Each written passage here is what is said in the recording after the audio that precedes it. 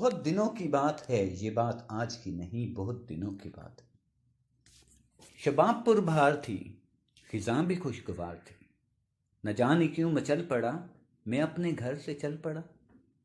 किसी ने मुझको रोक कर, बड़ी अदा से टोक कर, कहा था कि लौट आइए, मेरी कसम न जाइए। वही हसीन शाम है, बहार जिसका नाम है। चला हूं घर को छोड़कर, न जाने जाऊंगा किधर। कोई नहीं जो रोक कर, कोई नहीं जो टोक कर, अब मुझे कोई पूछता नहीं, अब मुझे कोई देखता नहीं। है अब कोई जो कहे कि लौट आइए, मेरी कसम न जाइए। बहुत दिनों की बात है, ये बात आज की नहीं, बहुत दिनों की। मज़ीद अच्छी अच्छी शायरी और कहानियों के लिए हमारा चैनल सब्सक्राइब करें और बेल आइकन पर क्लिक करें।